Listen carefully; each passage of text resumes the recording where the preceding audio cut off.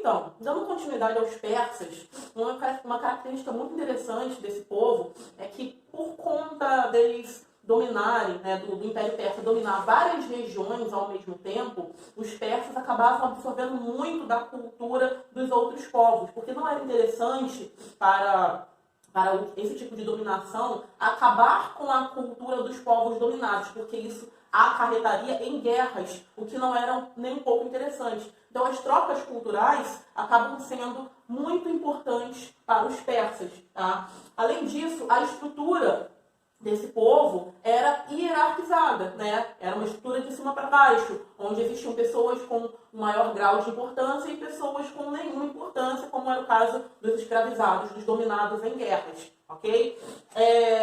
O Império Persa também consegue organizar um eficiente sistema tributário, né? Onde os povos tinham que pagar impostos ao rei para que fossem feitas grandes obras públicas, né, e também obras arquitetônicas. Tá? Então, isso também é uma característica interessante. Além disso, a economia dos persas era integrada através de uma moeda conhecida como dárico. Tá? Então, entre todo o império existiam as trocas culturais, as trocas comerciais, mas também existiam a compra e venda através da moeda única, o dárico. Tranquilo? Galerinha, agora falarei um pouquinho sobre a cultura dos persas. Bem, os persas, a principal característica, né, dentro dessa cultura é a religião dualista em torno de uma pessoa de nome Zaratustra. O Zaratustra é o grande criador do zoroastrismo ou mazdeísmo. Pode-se dizer que a religião dos persas era dualista. O que seria isso? A crença em um Deus do bem e um Deus do mal, tá? Essas duas forças, elas estavam presentes na sociedade e através das práticas de boas ações, as pessoas tenderiam a se aproximar do bem, tá? Essa dualidade vai influenciar não só a vida dos persas, mas também influencia o judaísmo, porque haverá um período em que os judeus serão escravizados na região da Pérsia, tá? O que é conhecido como cativeiro da Babilônia. Inclusive, nesse período, onde os judeus vão começar a mencionar o nome do inimigo, né? Que seria o acusador. Então, essa crença, né, muito presente entre os judeus e os cristãos, ela é muito conhecida nesse período. Então, essa influência cultural, ela acaba gerando muitos frutos, né? Um legado muito grande, tá? O declínio dos persas, ele se dá através das guerras médicas, que nós também vamos estudar quando estivermos falando sobre os gregos, tá? Então, também guardem esse nomezinho aqui, guerras médicas, mas, atenção, não tem nada a ver com médico, tá? Antes que vocês perguntem, antes que vocês pensem, médico está relacionado ao nome medo, medo persa, e medo, na verdade, vem de meio, ok? Nada com médico, beleza? Agora, falarei sobre os hebreus. Bem, você já deve ter ouvido falar dos hebreus, né? Porque eles também podem ser nomeados de judeus, tá? E onde viviam os hebreus? Também nessa região do Oriente Médio, tá? Os hebreus, a grande característica desse povo é a crença em um único Deus, né? Diferentemente dos povos politeístas que nós estamos abordando. Então, os hebreus acreditam na existência de um Deus, né? E também acreditam na crença do messianismo. O que seria o messianismo? A crença no Messias, a crença num Salvador que virá pela população para vos redimir dos vossos pecados.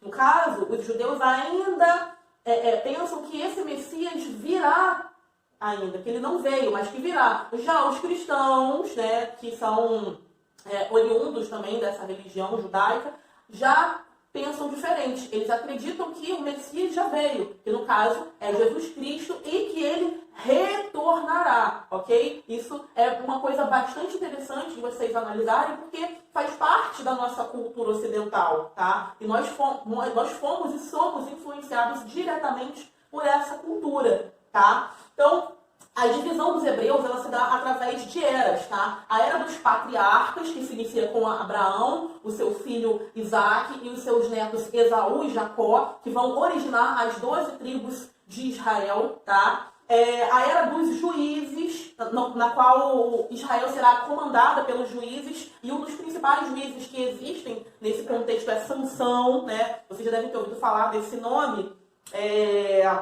porque Sansão, segundo a crença, né, segundo o que conta a história, tinha um grande vigor físico, inclusive tem uma estátua famosa dele matando um leão com as próprias mãos, né? E cuja a tradição, a força dele estava nos cabelos, né? Isso é um dado interessante. Então, ele acaba se tornando um desses juízes, e tem também a Era dos Reis, cujo primeiro rei será o rei Saul e o último será o rei Salomão, tá? Então, essa divisão social vai acabar também num grande cisma de Israel, tá? Através do último rei, haverá a divisão de Israel entre Israel e Judá, e isso acaba favorecendo e facilitando a dominação de outros povos, porque um reino dividido é muito mais fácil de ser conquistado, tá? Então, através dessa divisão, acabará ocorrendo o cativeiro da Babilônia, no qual muitos judeus serão escravizados no Império Persa, ok? E através desse cativeiro é que os hebreus, no caso os judeus, terão contato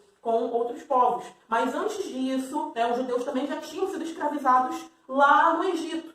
E Moisés, né, o grande libertador. Só que Moisés acaba morrendo no caminho e Josué acaba se levantando como uma liderança para terminar de levar o povo de volta à Terra Prometida, que no caso essa região, né, e Jerusalém seria a cidade santa, ok? Nós vamos ver esse assunto com cada vez mais frequência, tá?